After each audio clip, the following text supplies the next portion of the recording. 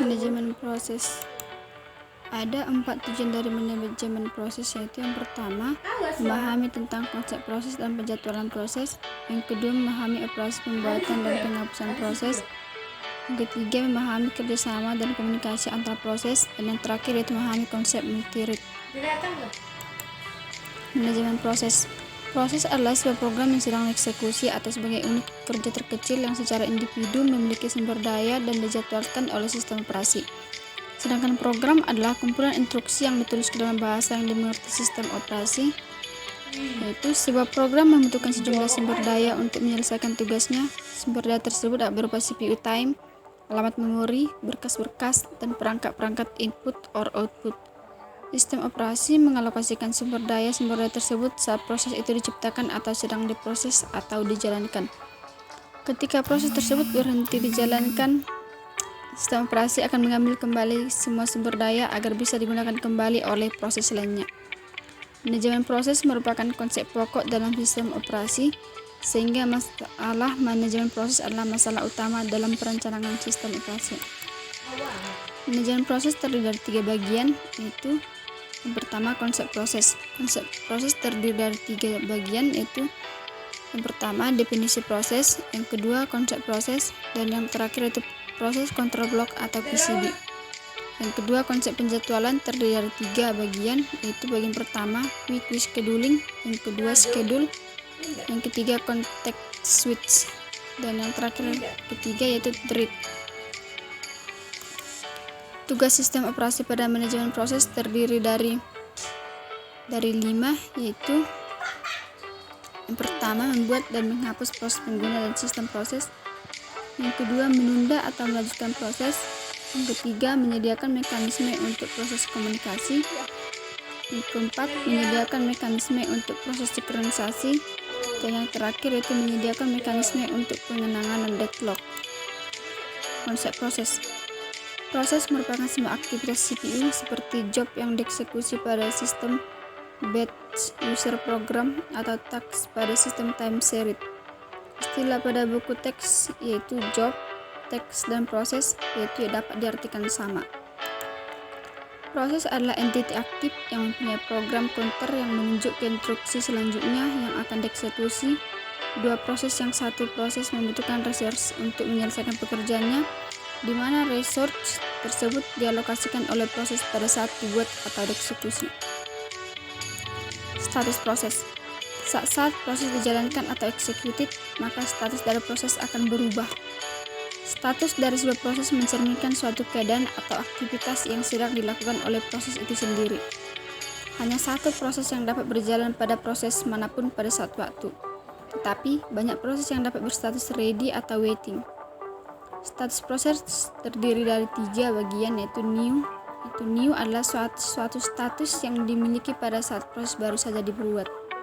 Yang kedua, running, yaitu status yang dimiliki pada saat instruksi dari sebuah proses eksekusi. Proses bisa dieksekusi karena CPU tidak sedang mengerjakan tugas yang lain. Yang terakhir yaitu waiting, yaitu status yang dimiliki pada saat proses menunggu suatu event seperti penyelesaian input or output atau menerima signal. Selanjutnya yaitu ready. Ready yaitu status yang dimiliki pada saat proses siap eksekusi oleh prosesor, yaitu proses yang menunggu jatah waktu dari prosesor. Selanjutnya yaitu terminated, yaitu status yang dimiliki pada saat proses telah selesai dieksekusi. Selanjutnya yaitu ada 3 kemungkinan bila sebuah proses memiliki status running. Yang pertama, jika program telah selesai dieksekusi, status proses berubah menjadi terminated. Yang kedua, jika waktu yang disediakan oleh OS untuk proses tersebut habis, akan terjadi interrupt dan proses berstatus ready. Yang ketiga, jika suatu event terjadi pada saat proses eksekusi atau seperti ada request input or output, proses tersebut akan menunggu event tersebut dan proses akan berstatus waiting. Proses counter block atau PCB, yaitu setiap proses dalam sebuah sistem operasi mendapatkan sebuah PCB atau proses counter block yang memuat informasi tentang proses tersebut. Proses counter block adalah informasi-informasi lain yang diperlukan sistem operasi untuk mengendalikan dan koordinasi beragam proses aktif. PCB hanya berfungsi sebagai tempat penyimpanan informasi yang dapat bervariasi dari proses satu dengan proses yang lainnya. PCB berisi informasi dari proses, status proses, dan program counter. Status proses yaitu status yang mungkin dimiliki oleh setiap proses, yaitu new, ready, running, waiting, dan terminated. Yang kedua, program counter, yaitu yang menunjukkan alamat berikutnya yang akan dieksekusi oleh proses tersebut.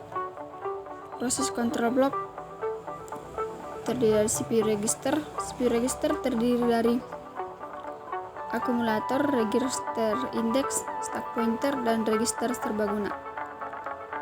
Informasi penjadwalan CPU yaitu informasi yang berisi prioritas dari proses, pointer ke antrian penjadwalan, parameter ke penjadwalan lainnya. Yang kedua, informasi manajemen memori yaitu yang berisi nilai dari dasar atau basis dan limit atau batas register, tabel peak atau tabel segmen. Selanjutnya, informasi accounting yaitu yang berisi jumlah CPU dan real time yang digunakan, batas waktu, jumlah job atau proses, dan deadline. Selanjutnya, informasi status input or output yaitu informasi daftar dari perangkat input output yang digunakan untuk proses ini, informasi daftar file-file yang sedang diakses. Selanjutnya, penjadwalan. Konsep dari multiprogramming yaitu satu proses akan menggunakan CPU sampai proses tersebut dalam status wait, misal meminta input output selesai. Pada saat wait, CPU akan menganggur. Untuk mengatasi hal ini, CPU dialihkan proses lain yang berstatus ready. Tujuan dari multiprogramming adalah untuk maksimalkan penggunaan CPU dengan cara mengatur alokasi waktu yang digunakan oleh CPU untuk memperkecil waktu idle. Bentuk penjadwalan ada tiga, yaitu antrian, yang kedua penjadwal scheduler, dan yang terakhir itu context switch. Yang pertama kita akan bahas tentang antrian penjadwalan. Quickie scheduling dapat diklasifikasikan dalam tiga kategori, yaitu pertama job quickie, yaitu antrian yang berisi semua proses yang masuk dalam sistem. Yang kedua ready quickie, yaitu proses yang berada pada memori utama, siap dan menunggu untuk dieksekusi. Yang terakhir yaitu device quickie, yaitu deretan proses yang sedang menunggu peralatan input output, yaitu yang memiliki setiap peralatan yang memiliki device quickie.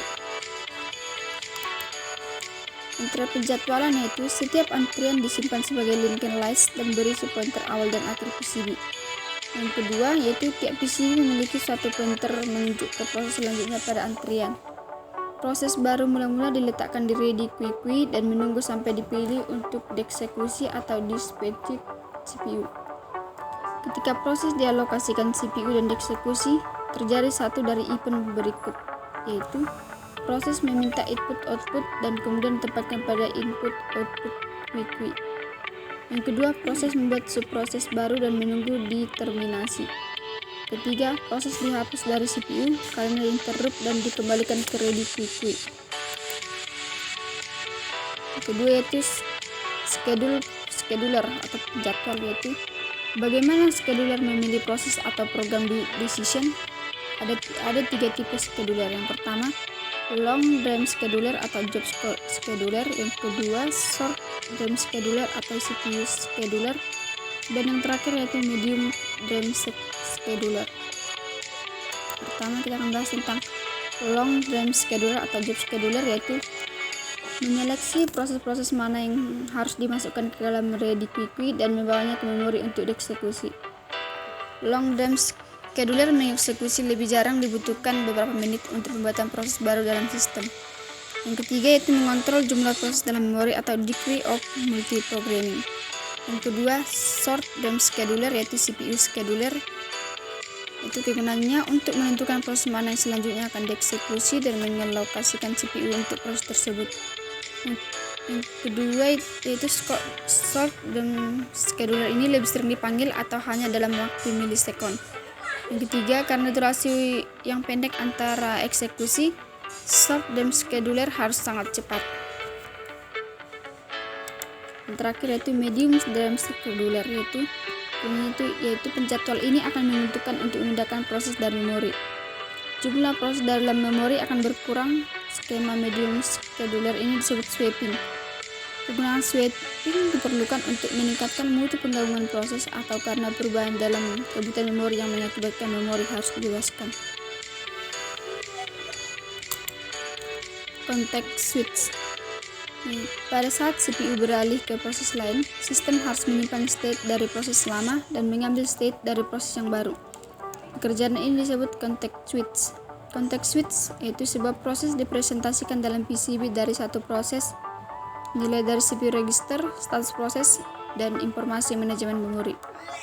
Waktu context switch mempunyai kecepatan bervariasi, biasanya berkisar 1-1000 meter second, tergantung dari kecepatan memori, jumlah register yang dikopi, ada atau tidaknya instruksi khusus, misalnya instruksi tunggal untuk mengisi atau menyimpan seluruh register.